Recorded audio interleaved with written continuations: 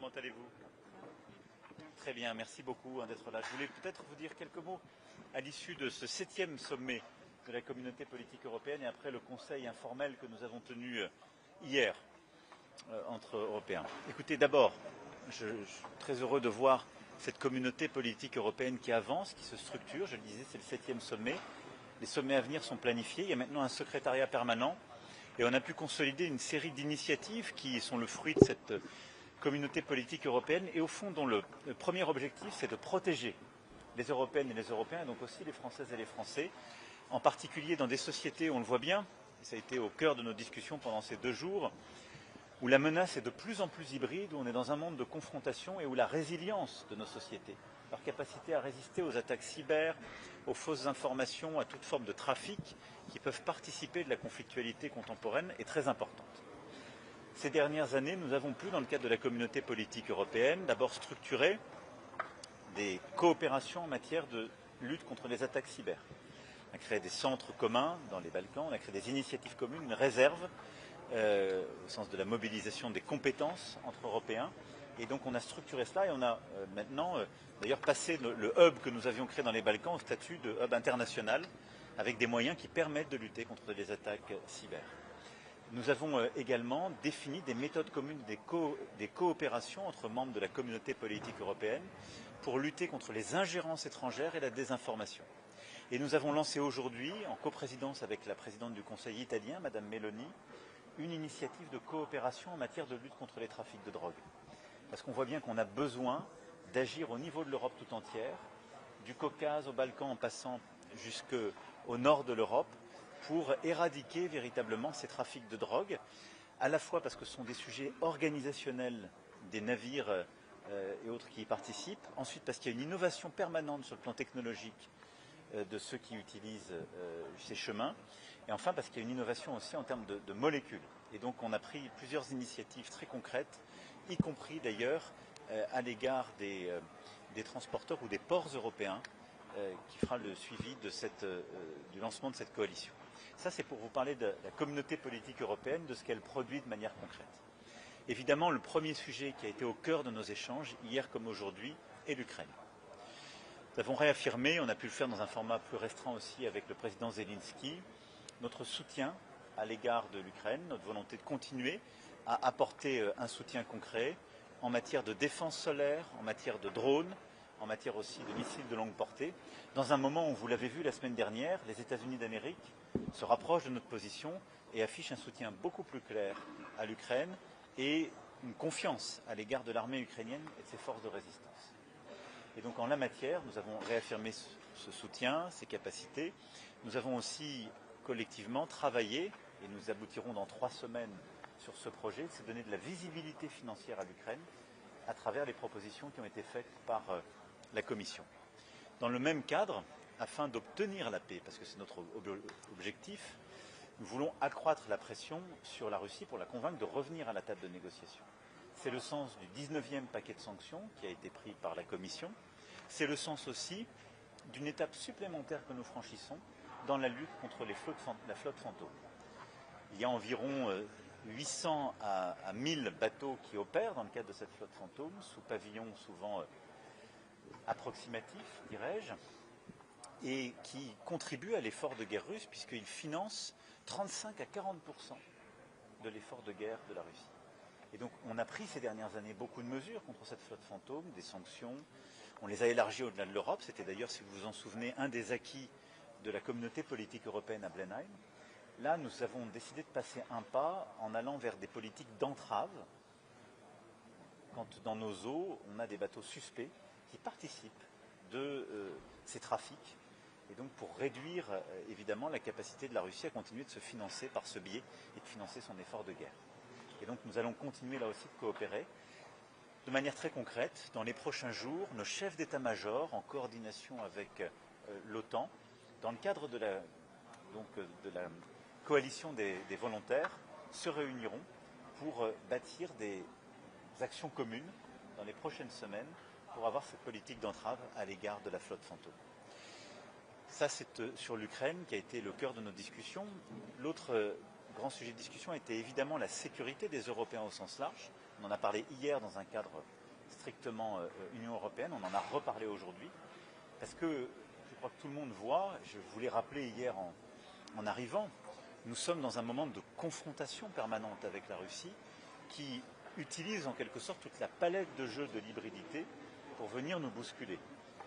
Des drones, aux avions qui arrivent dans l'espace aérien, aux attaques cyber, aux attaques informationnelles, ce que nous avons vécu aussi devant plusieurs mosquées françaises avec des vraies provocations et des attaques, tout ça, c'est la Russie derrière. En plus évidemment des actes de guerre que nous voyons en Ukraine, ou de l'hybridité en poussant des migrants à la frontière polonaise. Tout ça se passe en ce moment chez les Européens. Et donc face à ça, nous avons vraiment acté d'abord de monter notre seuil de réaction, d'être là, de nous coordonner très étroitement avec l'Alliance, mais en tout cas de consolider la défense européenne. Solidarité de tous les Européens, réponse qui sera organisée à chaque incursion de drones, et évidemment les procédures qui seront suivies, mais nous réaffirmons ici notre volonté de préserver l'intégrité de l'espace européen. Au-delà de ça, nous voulons continuer de monter l'investissement dans la défense européenne. Et c'est en cela que le programme d'e-Safe est extrêmement important, parce qu'il permet de financer justement cet effort, d'acquérir davantage de matériel, mais aussi de produire, d'innover. Et c'est pour ça qu'en européen, nous souhaitons faire davantage et nous organiser de manière très structurée. Ça a été le cœur de notre discussion hier après-midi. Cette communauté politique européenne a également permis de réaffirmer notre soutien à la Moldavie. Vous vous souvenez, il y a quelques semaines, plusieurs d'entre vous étaient à mes côtés, mais nous avons été soutenir la présidente Maia Sandu, qui était confrontée, elle aussi, à des attaques informationnelles et même davantage dans le cadre de son élection. Les pro-européens ont gagné cette élection, mais la pression russe continue de s'exercer. Et donc nous avons pu nous réunir pour voir les prochaines étapes, à la fois de l'élargissement de notre Union européenne à la Moldavie, mais également de son soutien face à ces attaques informationnelles et aux déstabilisations. Et puis, évidemment, j'ai pu avoir une série d'échanges bilatéraux à l'occasion de cette communauté politique européenne qui ont permis d'avancer sur l'agenda avec plusieurs pays, mais on pourra le revenir dans le cadre de vos questions. Je veux ici conclure mon propos en vous redisant tout le soutien du peuple français et de la France à l'égard du peuple britannique. En ce jour, qui est en plus très symbolique, l'attaque terroriste de Manchester est une nouvelle fois preuve que notre Europe est victime de cette folie terroriste et de l'antisémitisme. Et je veux redire vraiment au Premier ministre Starmer, au peuple britannique, tout notre soutien, redire aussi à la communauté juive en Grande-Bretagne, mais partout en Europe, l'engagement de tous les dirigeants européens dans cette lutte contre tous les actes antisémites, évidemment les attaques terroristes, mais ces actes quels qu'ils soient. Président, est-ce pour illustrer votre politique d'entrave que le navire auprès de Saint-Nazaire était arraisonné ou y avait-il des preuves? C'est exactement pour illustrer cette politique. Il y avait des soupçons et il y a donc eu une action de notre marine. Celle-ci a fait face à des comportements inappropriés et extrêmement agressifs à l'égard de notre frégate et des hélicoptères qui avaient été déployés et qui ont justifié ensuite l'ouverture d'une enquête et donc d'une action judiciaire. Après les arraisonnements de plusieurs navires par les forces israéliennes, considérez-vous qu'il faut convoquer l'ambassadeur d'Israël à Paris? Considérez-vous que la flottille peut continuer sa route vers Gaza dans ces conditions? Nous demandons que toutes les règles soient respectées et que nos compatriotes soient protégés, comme il se doit.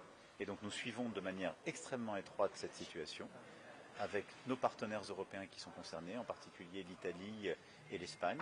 Nous sommes très attentifs, nous demandons à ce que tous nos compatriotes qui ont fait ce choix, qui est un choix d'engagement, face à une situation que nous avons nous-mêmes dénoncée de la manière la plus officielle et face à laquelle nous agissons et nous voulons continuer d'agir, que nos compatriotes soient protégés. Et donc nous suivons cela en fonction de l'évolution, nous prendrons les dispositions qui conviennent. Special Forces has boarded a ship which are considered to be linked to the drone incursions in Denmark. Can you share with us a little bit? I'm very cautious because our services and our justice are still working, but obviously as soon as we will be perfectly sure about the nature of the information, we will be follow up and our Danish friends and your Prime Minister and your services will be the first one to be informed. I don't exclude it at all, but I cannot here attribute very clearly and establish a clear link between these two phenomena.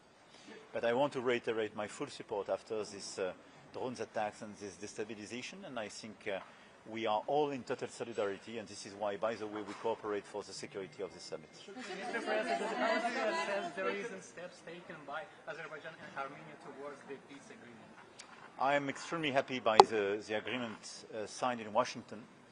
We completely back this agreement. You know that we always backed the international law. I saw this morning Prime Minister Pashinyan, and I saw this afternoon President Aliyev, and France will accompany this process. And we do hope that after the paraf we will have a full-fledged signature with all the different steps toward the total normalization in the region and total normalization with the other neighbors. Pardon? Je ne répondrai à aucune question nationale. Je vous assure. Non mais je ne répondrai à aucune question nationale, ça n'aurait aucun sens. Depuis Copenhague. Il y a beaucoup d'engagements à définir quant à l'espace aérien européen. L'OTAN a déjà établi des règles d'engagement claires en ce qui concerne les drones. Et donc là, c'est très clair, quand un drone n'est pas identifié, viole un espace aérien, les pays sont totalement habilités à le neutraliser.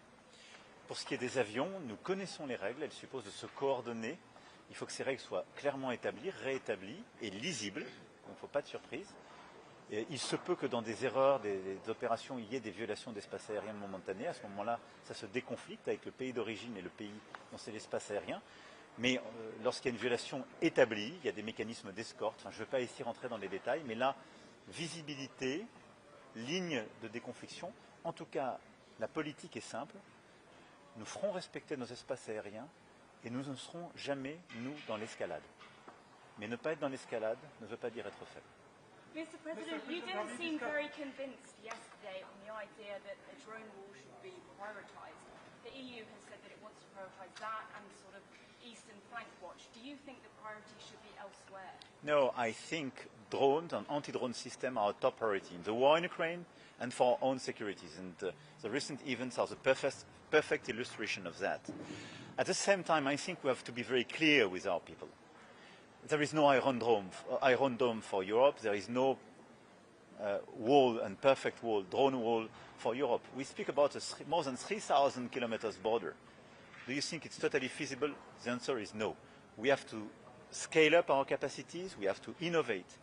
But we need a full-fledged approach, which is a strategic concept. You have to deter your enemy. And deterrence capacities are key. Because the best drone wall is to convince your enemy that his interest is not to send any drone to you.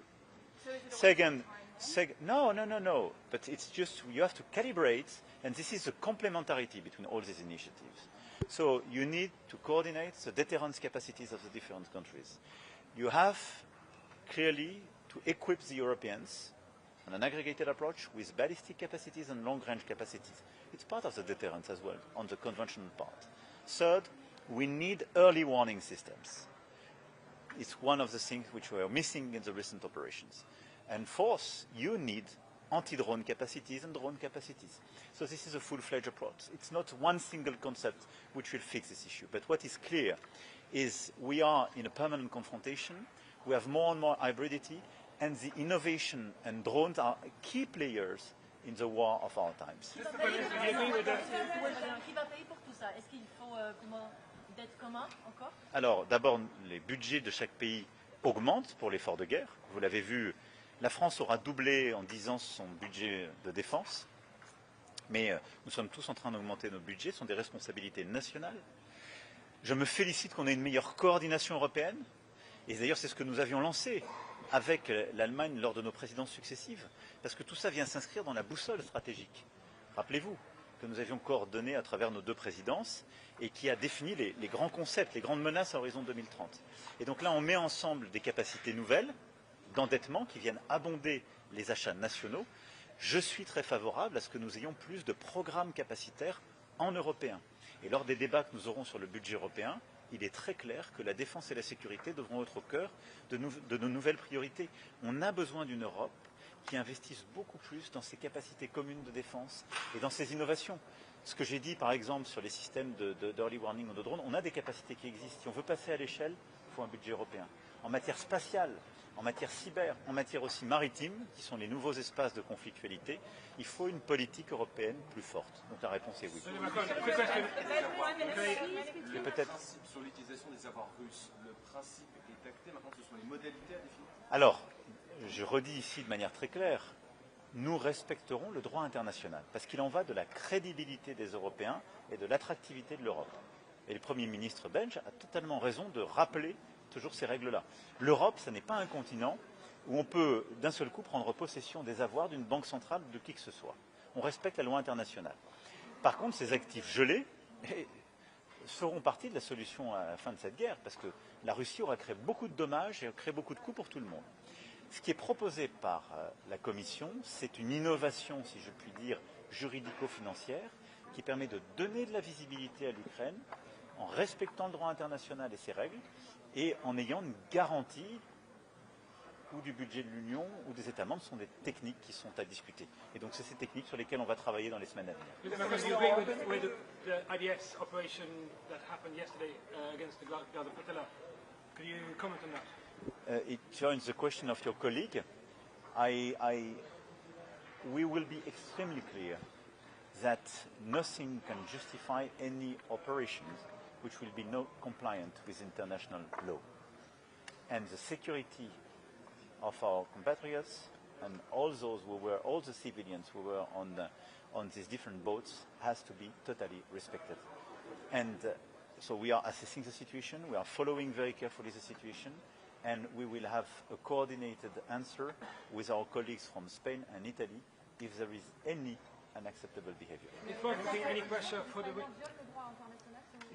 Je ne l'ai pas qualifié parce que nous sommes en train de regarder les faits tous ensemble. Merci beaucoup, je vais devoir y aller. Merci beaucoup à tous. Ça veut dire que je rentre à Paris. Merci à vous.